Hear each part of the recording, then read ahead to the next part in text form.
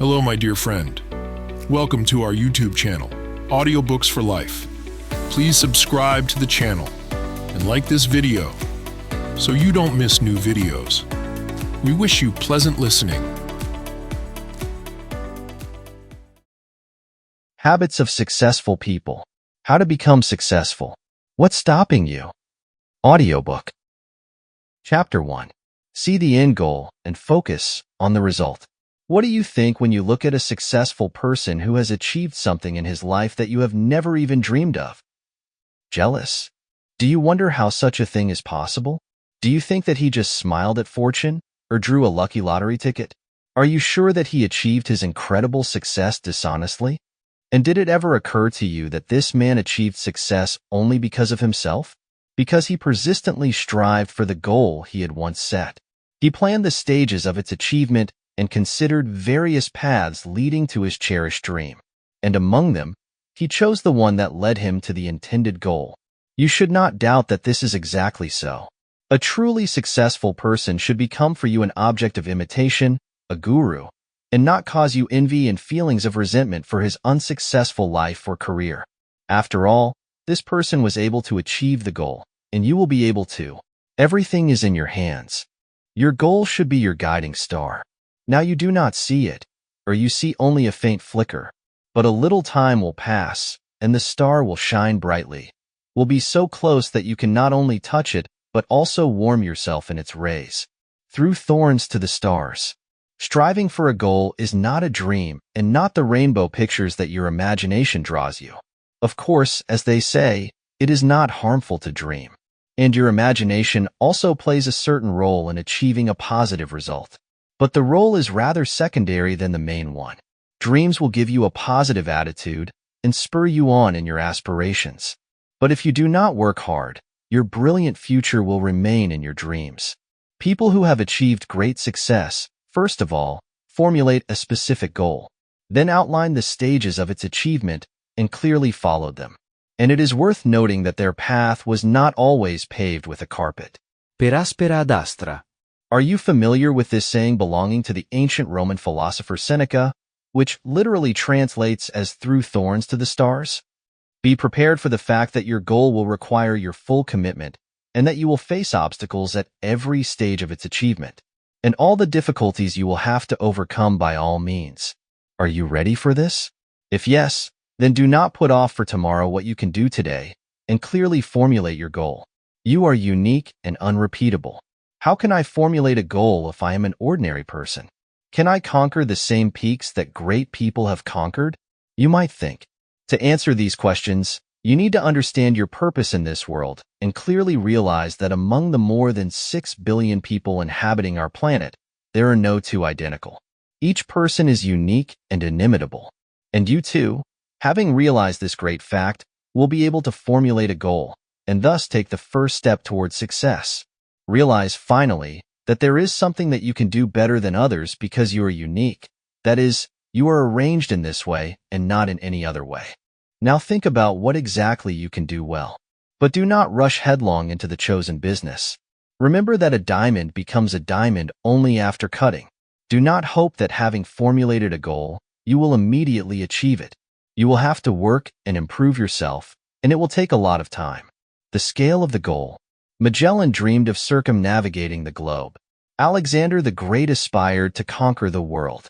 These great men should be an example to you because they succeeded in their aspirations.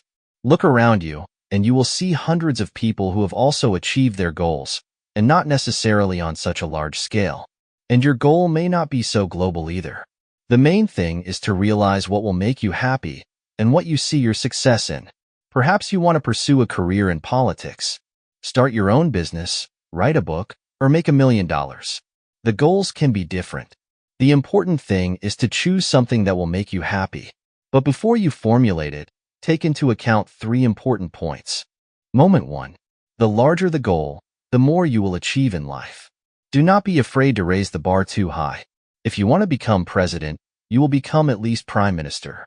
But if you expect only the position of the head of the district, you are unlikely to achieve more. Moment 2.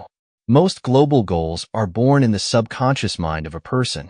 Listen to your subconscious identify your hidden desires, and try to compare them with the real goals that dictate your mind. Moment 3. Human capabilities are hundreds of times greater than his ideas about them.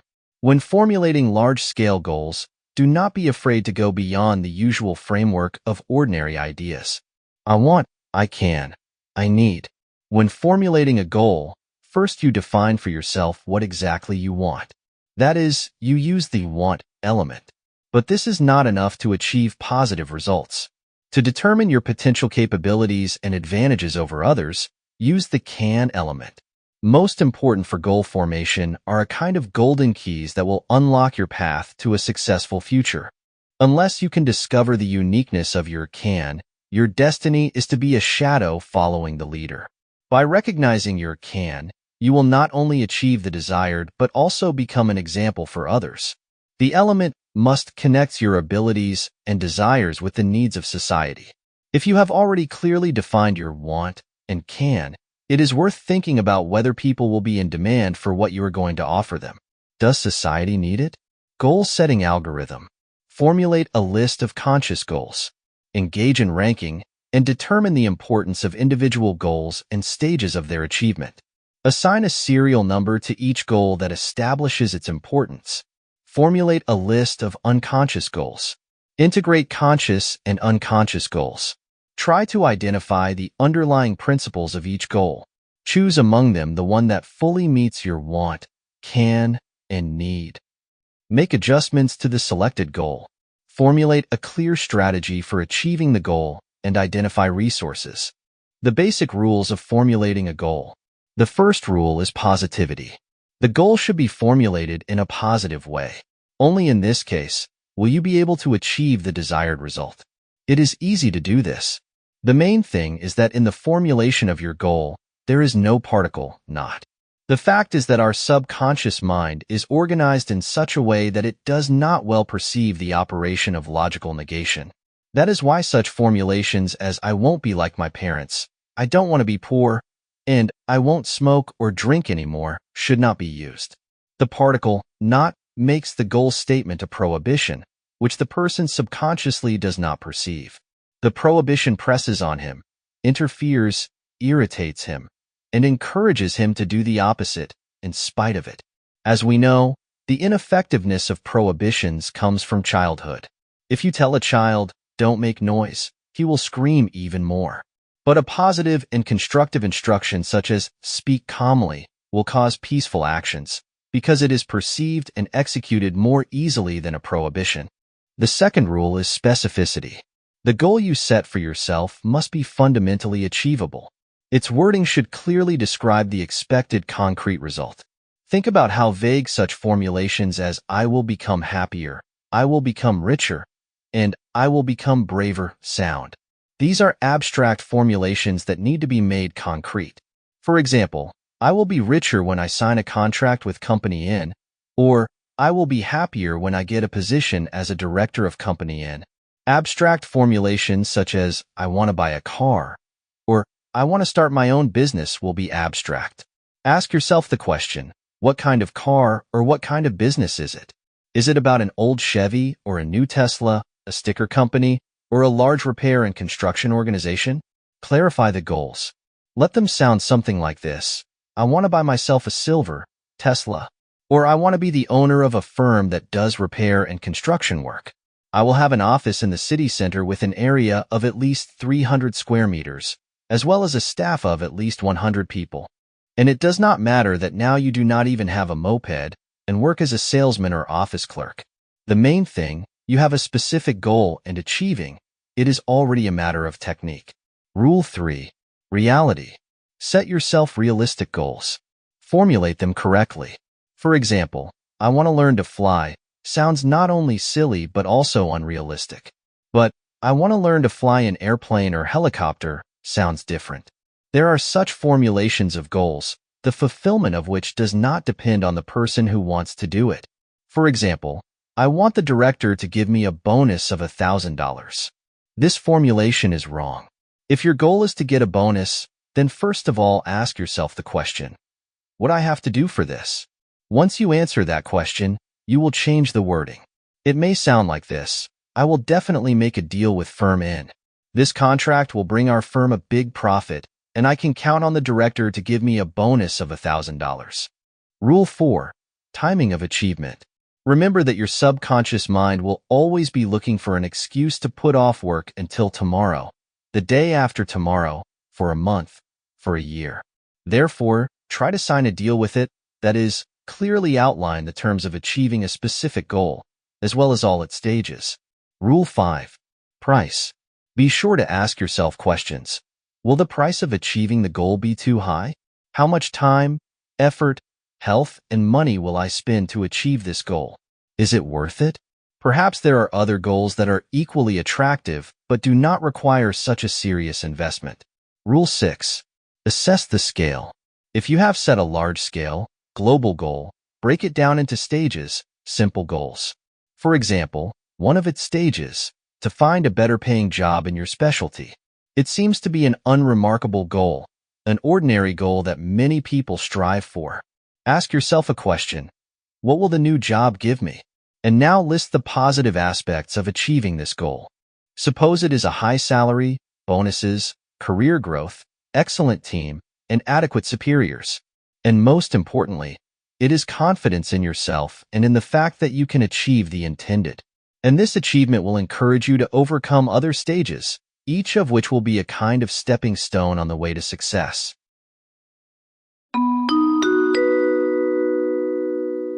Please, don't forget to like and subscribe to the channel. Thank you. Chapter 2. To do what brings joy, a favorite thing that leads to success. Back in school, we were told how important it is in life to choose a favorite occupation, a profession that brings joy. We were offered tests and essays on this topic and invited to excursions. There are people who from the school bench began to strive for their dreams, to master this or that knowledge necessary for future professional activity. But there are only a few of them. The majority of people make a conscious choice, sometimes having tried many occupations. There are those who, after graduating from an educational institution in the chosen profile, having got a job and giving it some part of their life, are horrified to realize it is not what they need, not what brings joy or drive, not what gives profit, and not what can become the work of a lifetime. Let's start by looking at what constitutes a favorite business that leads to success. Do all successful people do what brings them joy? Does everyone wake up in the morning and smile at the thought of going to work? Are all satisfied with their achievements, or deep down, are they sure that some other business could give them not only profit but also mental balance? It is difficult to answer these questions. After all, an outside observer cannot know 100% that this or that successful person is completely happy with their choice. However, one thing is clear. If a person, having earned a certain amount of money, does not change his life abruptly, does not abandon his business, closing it, and investing in something else, it means that he is completely satisfied with what he does. It means he lives and breathes it. And even if he invests some part of his money in something else, it means that this something else is in second place for him, i.e., it is a hobby. Hobby. What does a hobby give a successful person? It fills the voids and brings a keen sense of life or, on the contrary, peace. Sometimes calms ambition and gives self-confidence. To each his own. To each what he lacks. For example, a successful businessman who spends time in meetings and negotiations from morning to night spends his time collecting stamps or ancient coins. It calms him down and distracts him. But could collecting become his life's work? Of course not, because in his case, the hobby is just an extra activity. He will be able to do without it, for example, engrossed in something else. But without his favorite work will be very difficult for him. After all, it is the meaning of his existence. It is she who brings him profit and makes him happy. And most importantly, it depends on his main talent, which helped this man to make such a choice, and not any other. Sharon Stone, Katie Holmes, Julia Roberts, Winona Ryder, Cameron Diaz, Julianne Moore, Sarah Jessica Parker, Kate Moss, and many other famous actresses are fond of needlework. Some of them create really beautiful exclusive things. And it's worth noting, these women could even benefit financially from their pursuits. But they are actresses. It is acting that brings them happiness. They once set a goal for themselves and achieved it. And with the help of a hobby, they try to develop their other abilities. After all, as they say, a talented person is talented in everything. Hobbies open the way for the activation of other talents, even if not as obvious as the main one. This self-improvement is another habit of successful people, which we will talk about in another chapter. When a hobby becomes a lifelong endeavor. Is it ever the case that a hobby becomes a life's work, a favorite occupation that brings sufficient profit? Certainly, and there are many examples of this. Tom Sizemore is originally from Uruguay. In 1979, he came to the United States, where 2 years later, in 1981, he opened a company, Business Space Resources, which was engaged in the selection and optimization of workspace. However, Sizemore, even though the business brought him a lot of profit, was not satisfied with himself. He wanted to fulfill another of his talents, cooking. Sizemore became interested in baking bread and dreamed that this hobby brought him not only pleasure but also money. In addition, the businessman dreamed of getting recognition for his talent. And it is worth noting it happened. Sizemore was not confused and invested part of the profits of the company Business Space Resources in bakery production, becoming a co-founder of Broadmoor Bakery. The bakery's revenues now total about $2 million a year. Interestingly, Sizemore claims that he makes his living from Business Space Resources, and baking has remained a hobby for him. He devotes no more than 2 hours a day to this business. It turns out that Sizemore's main talent is running a serious business, and baking bread is a hobby, but a hobby that brings quite a good profit. Robert Sternowski had a good technical education and took a job as an engineer at Rockwell Collins Corporation, working for the U.S. space industry. Sternowski, like many other people, had his hobbies. In his spare time, he was fond of radio engineering and made various gadgets in his garage. Once, while talking to his colleagues, he found a few like-minded people who were into the same things he was. At one of the parties, and this happens too, Sternowski encouraged his colleagues to start their own business. Soon he opened Softronics. By the way, this company, staffed by talented engineers who loved their work, did not immediately get back on its feet. For many years the company worked in a cottage industry mode. It was connected rather with disorganization. Even though the firm produced excellent gadgets, it was not trusted with large orders. After all, employees came to work at noon, often performed the bulk of orders on the last day, looked sloppy, and drank a lot. After 6 months, Sternowski realized that he would continue to tread on the ground unless he urgently changed himself and his colleagues. He introduced quality standards, and thanks to this, the company was soon firmly on its feet. There were expensive contracts, and the annual turnover of the firm, which employs only a few dozen people, amounted to about $20 million. Rachel Ray, the daughter of an immigrant and world-famous TV star of the show 30-Minute Meals, since childhood loved to cook and eventually turned a hobby into a business. In this, Rachel Ray helped Rachel Ray very original concept. She organized a cooking show for those who do not like to cook. However, fame did not come to her overnight. Rachel worked long and hard. Her path was difficult. At first, she worked literally for food. Her income barely covered the cost of food and gasoline. Now Rachel Ray hosts 4 TV shows, is the face of several food brands, and author of a huge number of culinary publications.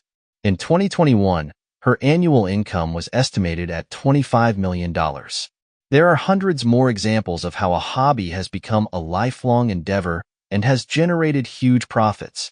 Think about whether your hobby, which perhaps you even hide from others, shy away from, or consider a dabble, can become a business. If yes, don't drive these thoughts away from you. Take the first step towards future success.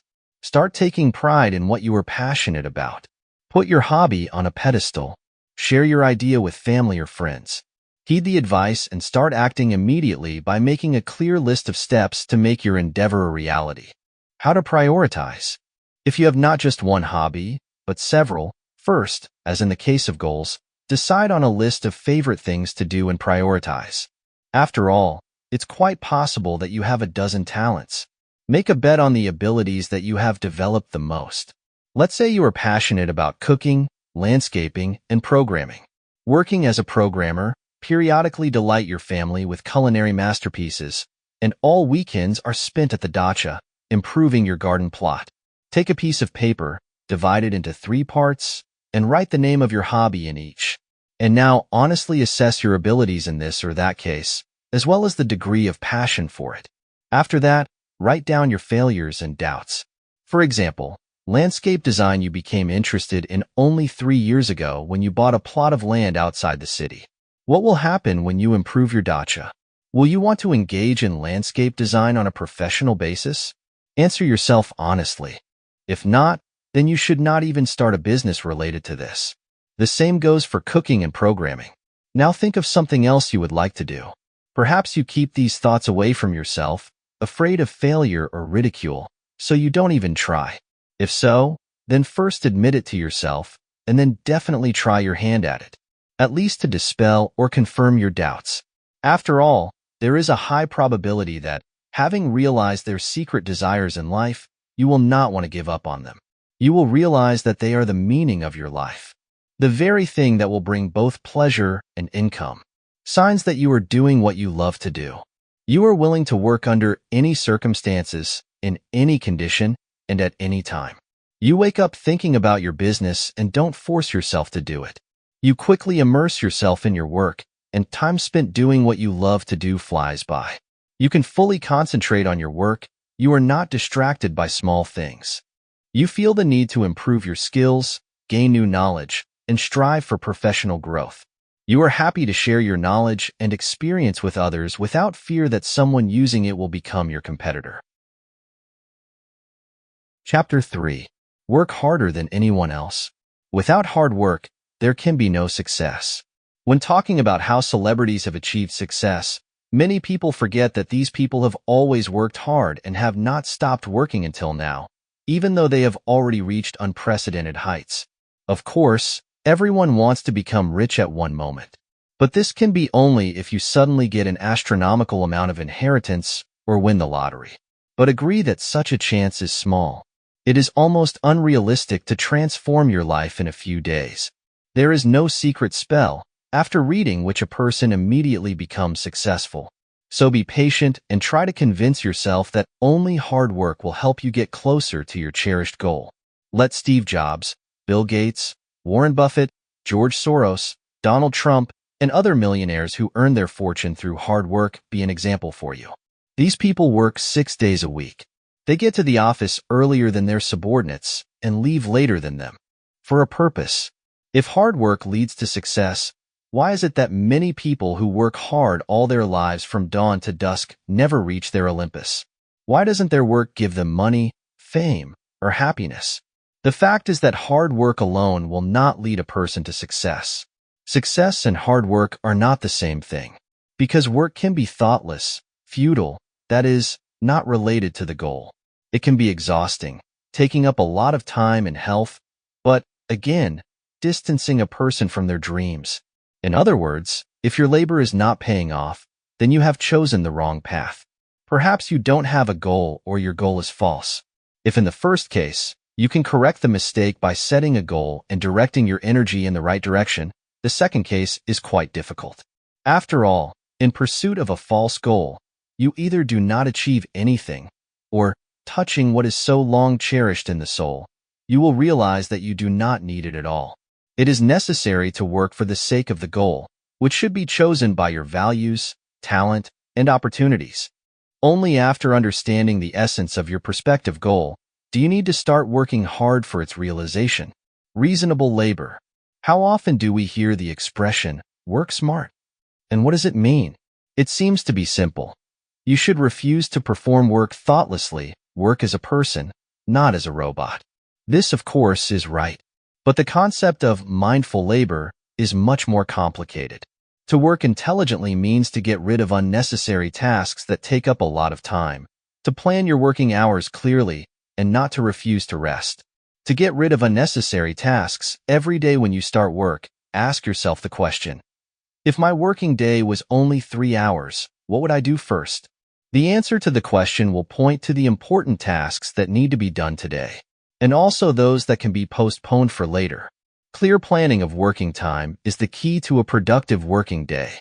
However, planning is closely related to the choice of primary and secondary tasks. If you refuse to rest, prepare to get together with success, or instead of it, chronic diseases and nervous system disorders. Chinese wisdom says, "A bow that is always kept tight will break." Remember, rest is not about giving up work, but about regaining your strength and freeing your subconscious mind. Only the alternation of hard work and healthy rest will give you a boost of energy and enthusiasm. By the way, leisure will allow your creative ideas to manifest themselves. They are often highlighted in a person at the moment of rest when the mind is free of numbers, deadlines, and the fear of something not to have time and do not do. Fresh ideas will never come into a busy head. To open their way, you just need to format your mind a little, getting rid of a while of thoughts related to everyday work, and immersing yourself in a state of idleness and even doing nothing. How to enjoy hard work. Many people are sure that hard work brings nothing but mental discomfort and physical exhaustion. But does constantly doing difficult work have to be so painful? Of course not. You will think and live only positively if the process of hard work brings you pleasure. In this case, hard work will definitely lead you to your cherished goal, and thus will be the key to success for you. After all, reasonable labor, even requiring a lot of hard work, always pays off. If you avoid difficult tasks or hard work on them, shifting it, for example, to others, you will avoid the activity that should lead you to success. You cannot do only what is easy. Such labor is treading on the same place. It is futile because it does not bring the expected results and does not give satisfaction from its fulfillment. After all, having coped with the most difficult task, a person gets pleasure from the fact that he managed to do it and from the results that this activity has brought. The test of hard work builds character. To avoid it is to give up yourself, your purpose, your future success, and the joy of life it will bring. You should learn to love hard work, not fear it. To love your work is to love yourself in it.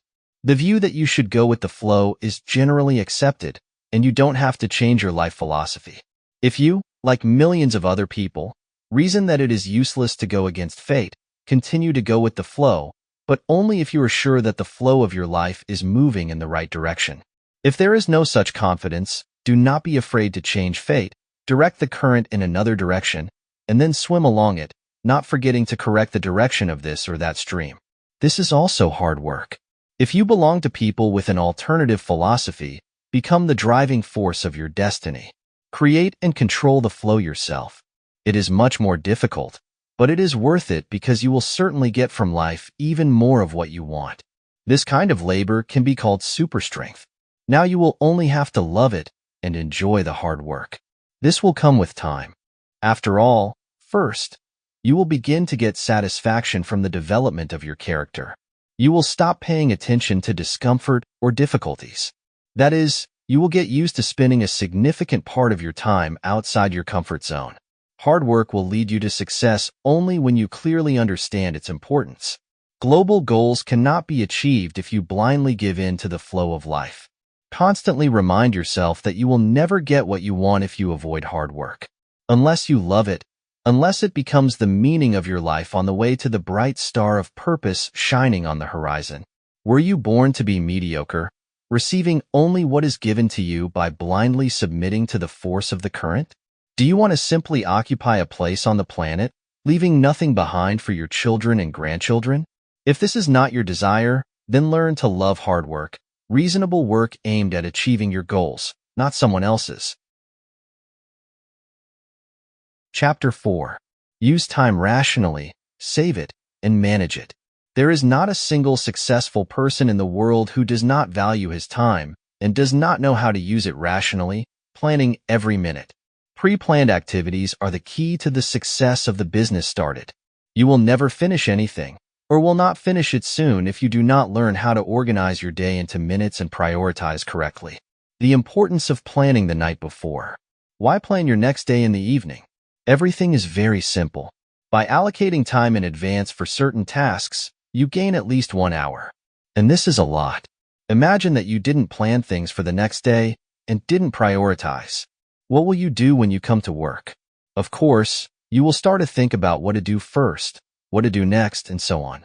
In this case, you will have very little time for planning, maybe 5 to 10 minutes. Is this time enough to sort all the things into categories and highlight the important and unimportant among them? Of course not. As a result, you will make mistakes, make the wrong decisions, for example, confuse the concepts of urgency and importance.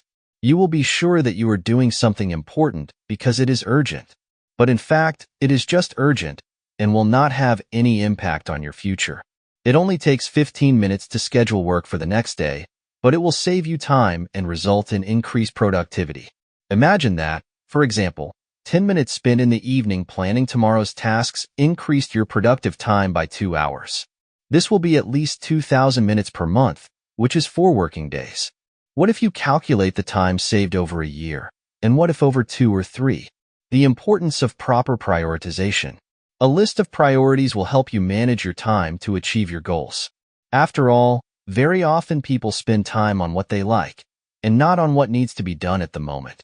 As a result, the things that are currently interesting to you, as well as easy work, steal from you the time that you could spend on solving the most important tasks, those that lead you to your goal. A simple but effective planning method. With this simple but effective method, you can plan your life just one day in advance. This is already good. When you train yourself to do this every day, over time you will be able to master other, more serious planning methods. In the evening, make a list of things that need to be done tomorrow, in the order in which you see fit. At the same time, consider not only time but also your strength. For example, if you know that something will take you all day, do not continue the list, do not deceive yourself. Start your workday morning with the first task on your list and do it until you finish. Don't leave even the little things unfinished. Do the thing that comes second on the list, and so on, until you have completed all the planned tasks. If circumstances beyond your control prevent you from completing any work, try at all costs to complete it, even at the cost of increasing the working hours. It seems that all these are truisms. However, even such planning has its subtleties. Write things down in order of importance and urgency. To do this, it is advisable to create a table consisting of 4 columns. The number of lines will be equal to the number of planned cases. So the first column is important things. List them. The second is urgent matters. Write them down too. The third is non-urgent current affairs. Fourth, the so-called on-demand tasks. That is, those that are completely insignificant and require only a few minutes to complete. Finish them when they appear. Start with important and urgent matters. And if you have time left, take care of the current ones. After completing a task, cross it off the list and note how much time you spent. At the end of the working day, be sure to analyze how you allocated your time. This is an improved planning method that involves long-term planning. With its help, you can distribute your tasks for a week, a month, and even a year, if, of course, this is necessary in your case. If making a to-do list for the evening has already become a habit for you, you can easily cope with it, confidently setting priorities and accurately calculating your time and energy. Then it's time to start using calendar planning. Make a to-do list for every day of the week, including weekends. Plan your work for the month in the same way. But first, ask yourself the question, what should I accomplish this month? Of course, the planning process takes time and effort. However, by planning your life, you will achieve much more. After all your actions will become more meaningful and, therefore, more effective. Discipline never hurt anyone. You will achieve your goal faster and at the same time become a real master of your time, a master. Therefore, you can safely set yourself another goal, and then another one, and so on, planning your life almost 20 years in advance. What can you do to save time? If you use your time rationally and clearly plan things, but you still don't have enough time, do not resort to snatches of time from rest, lunch, or sleep. Better think about how you can save precious minutes. In fact, it's enough just to analyze your day and remember everything down to the smallest detail. You will immediately understand where you made a mistake, losing minutes or even hours. There are several simple recommendations that allow you to use your working time rationally. First, important business and closed doors. If you have a very important matter planned, perhaps even urgent, use the closed door principle. Try to find a free space or stay at home and work. When solving any serious problem, create conditions so that nothing and no one distracts you. If you are not expecting an important call, turn off your phone. If there is a possibility that you might get a call on business, set up an answering machine.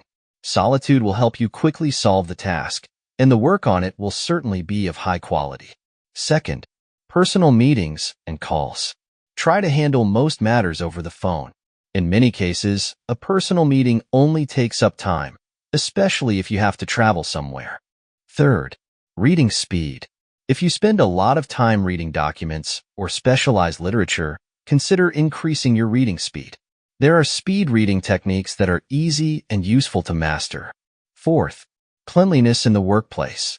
Psychologists say that if there is a mess on your desktop, then there will be chaos in your head. Disassemble your desktop. If there are a bunch of documents on it, look through them. Most likely, among them, there are those that need to be studied urgently. When planning your day or week, take the time to organize your desk. Try not to clutter your desk in the future. With important and urgent documents, work first, including fold in a neat stack and be sure to record their presence. And also plan the day and hour when you can do them. Fifth, the effect of little things. Don't rely on your memory, even if you've never had trouble remembering.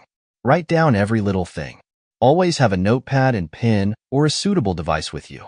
6. Energy accumulation. Rest helps restore strength after solving important tasks. Don't be afraid to relax a little right after doing difficult work. Spend at least 10 minutes in silence and switch your thoughts to something else. If you are experienced, try meditation. Relaxation will help you recuperate and prepare for new challenges. Rational distribution of forces. Rational use of time is impossible without a reasonable distribution of forces. Both of these elements are closely related. To correctly evaluate your strengths, you need to understand your capabilities well. Let's try to figure it out together using a simple key called if-then. If the statement matches yours, follow the recommendations. If your peak is intellectual and physical activity at the beginning of the working day, solve the most difficult tasks during this period. If you quickly get tired and your performance quickly falls, perform all preparatory measures in advance to save time and time. Do important and urgent tasks during peak activity, and when tired, move on to easier tasks. If you find it difficult to gather your thoughts at the beginning of the workday and feel sleepy, solve easy problems first and leave difficult ones for later when you get in shape. This principle helps you identify your natural rhythm and work according to it. If you're a morning person, your productivity will be highest in the morning, and if you're a night owl, the afternoon may be your most productive. Chapter 5. Don't stop with your personal growth. Striving for your goal, you constantly spend your inner potential, set of abilities, skills, and abilities. Not all of them are reflected in your achievements. You have developed many abilities, awareness, and skills, of course, acquired. Even if you consider yourself a professional in some area and have achieved, in your opinion, high results, do not stop there. Personal growth and self-improvement should become your habit. Business cards of successful people. They never stay still. They develop themselves and encourage those around them to develop. They push the boundaries of what has been achieved. Having achieved one goal, they immediately plan another, even more global one. As mentioned above, each person has a certain set of qualities, knowledge, and skills that make him a unique person. All this together forms a kind of business card of a person. A business card sets him apart from others and helps us remember him. We are more likely to forget a person's appearance than what made them stand out from the crowd. For example, you may forget the appearance of employee Gary, but if you are reminded that this is the same Gary who entered into a contract with Company N, or the person who knew 3 foreign languages, you will immediately understand who we are talking about. It's all about his business card, but it also needs to be improved. That is, constantly enrich your knowledge and develop your talents. What is personal growth? It's best to deal with this, e.g., imagine an ordinary high school classroom. There are students Harry and Bill in this class. The first one constantly reaches out, strives to the board to solve a difficult problem, always answers, and writes tests perfectly. He has brilliant abilities and extraordinary knowledge. Both teachers and classmates are confident. Harry has a great future ahead of him. There is also a mediocre student in this class, Bill. If Bill has any abilities, he doesn't use them much. Bill doesn't always do his homework. He gets straight C grades and has difficulty finishing school. Both students enter universities and graduate from them. 10 or 15 years pass. By chance, Harry and Bill meet on the street. It turns out that Harry, after graduating from university, got a job in his specialty. He was in good standing and even became the head of the department. But Harry has been unemployed for 3 years now because the company where he worked closed, and he has not yet been able to find another job in his specialty. As for Bill, he turned out to be the director of a developing financial company. I received a second higher education in the country of the language in order to do without a translator in negotiations with foreign partners. Bill enthusiastically told Harry about his new projects, ideas, and what he plans to do to bring them to life. Harry never ceased to be amazed at how difficult it was for him to find a decent job in his specialty.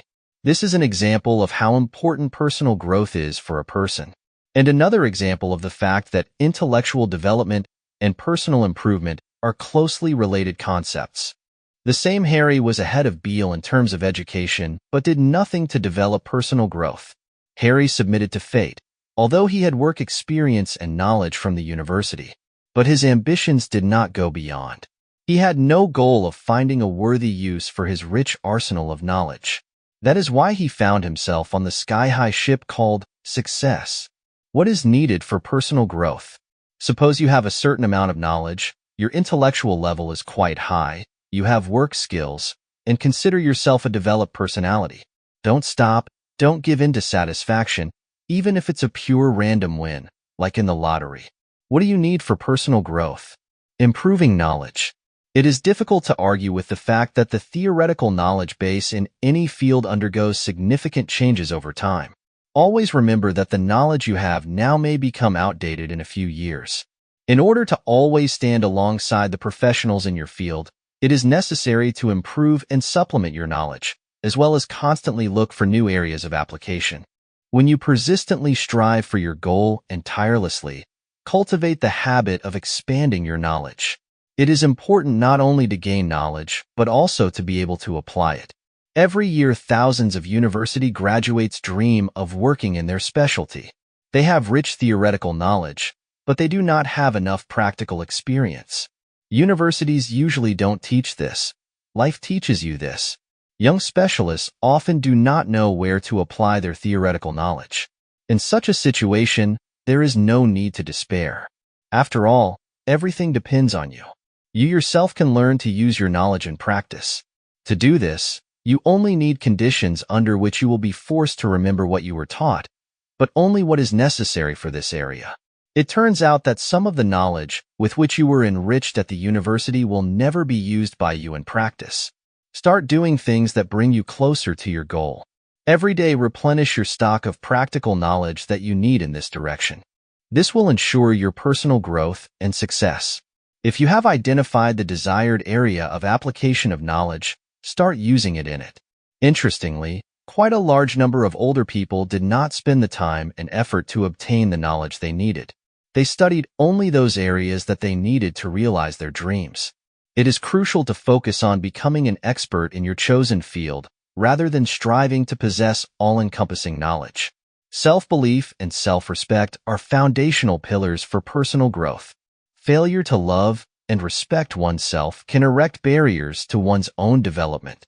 Central to this notion is the concept of freedom of choice, which should remain independent of external opinions and evaluations. Personal growth hinges on the freedom to choose one's path autonomously. Without this liberty, genuine progress becomes unattainable.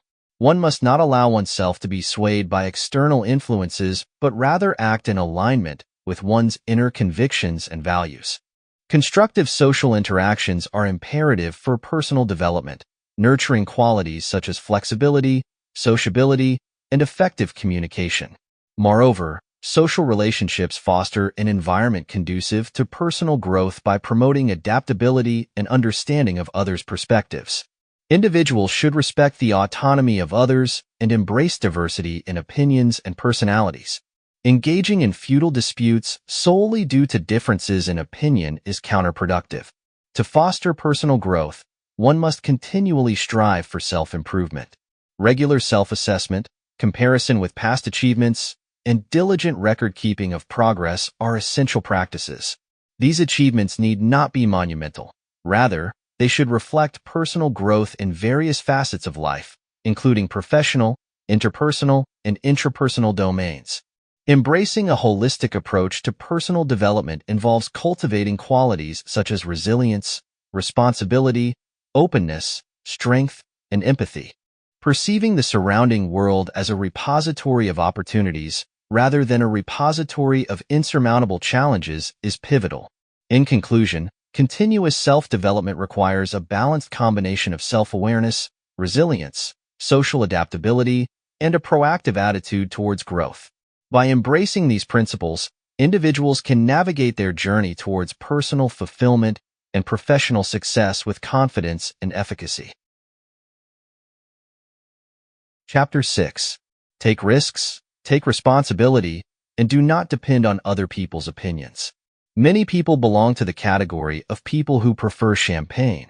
Successful people prefer risk, but it is worth noting that the risk is reasonable. Not the kind that forces a person to do something dangerous under pressure. Not a game of Russian roulette, but a meaningful action, risky, with a vision towards a goal, allowing you to approach her faster than if such actions had not occurred. It's hard to overcome yourself. It is difficult in contrast to the stability of the sameness that we have been accustomed to since childhood. To exaggerate, these are the same dishes for breakfast, lunch, and dinner. Same social circle. Everything is the same. A kind of life habit. But we just talked about personal growth. It is very closely connected, first of all, by the possibility of rapid growth. What is risk? It is very important to understand what risk is. It seems to be a word familiar to everyone, but for some reason, it is associated with something extreme. Risk is an exceptional moment in achieving a goal. There are thousands of examples of how the ability to take risks leads a person to a goal. And in most cases, a decision involving risk is inevitable. That is, without some desperate act, it is impossible to cope with the task. Risk is the key to self-discipline. If you are afraid of risky decisions and actions, then you doubt your ability to become successful. And I will never let your self-discipline receive such an important message as, "I can do this." If you doubt yourself, "I can't do this," this means that you will never reach your goal, because there are still many obstacles ahead, and overcoming most of them involves some risk. It is worth noting that self-discipline is not a separate quality that together creates a powerful flow of energy, a tornado, a huge force that no creature can resist. The components of self-discipline are formed and strengthened only as a result of the development of training, which is based on self-confidence. When you live by habit, your self-confidence, and even the slightest inclination to take risks, and in the event of mobilizing self-confidence, forcing you to take bold action, you realize that you cannot do it. By constantly refraining from taking risks, you instill in yourself a subconscious fear of them. So try to overcome this fear. If it has already firmly established itself in you, find its reasons and awaken self-confidence. That is, give and get rid of fears. Understand that those who risk nothing gain nothing. Try to think of risk not as a threat to your well-being, but as an opportunity to achieve more in life and reach your goal faster. If right now you are faced with a task that can only be solved with the help of risky actions, but you are shackled by fear and an alarming situation, you will understand that your expectations of a terrible catastrophe are greatly exaggerated. Now ask yourself this question: what will happen if I take a risk and win? Mentally weigh all the advantages and disadvantages of taking a risky action. And one more thing, try to remember a few risky actions in your life. Analyze what was right and what was just about taking a risk. Management of risks. You can and should learn to take risks. And most importantly, you need to know how to properly manage your risks. That is, take measures to increase the chance of success and make a balanced decision. Only information will help you make an informed decision, and taking risky actions will help you make the necessary information to make a decision. If there are not enough of them, then it's not time to take risks yet. Difficulties. Be sure to think about what difficulties await you if events do not develop as you expect, and outline for yourself the paths of possible problems. Don't miss a single detail. Skills and abilities. Be sure to think about whether you have them. If not, can you rely on someone who has the right qualities and is ready to help you? Benefit. Evaluate the benefits you will receive and think about what you will lose by taking the risk of doing what you have planned. Take responsibility. Taking responsibility, in certain circumstances, will give you a high level of self-confidence. You understand the responsibility. If you want to achieve a lot in life, to become successful in the activity that you are engaged in or plan to engage in, then you simply need to learn to take full responsibility for your actions. You can transfer control over something to someone, but not responsibility for this something. For activities, actions, with the solution of certain problems, or with some circumstances, only yours. Dear listener, I hope you enjoyed the book. Write in the comments what other books you would like to hear. Share with your friends and family, and of course, to avoid missing new items. Subscribe to our channel and like it if you haven't already. We wish you all the best and hope that our books will change your life for the better.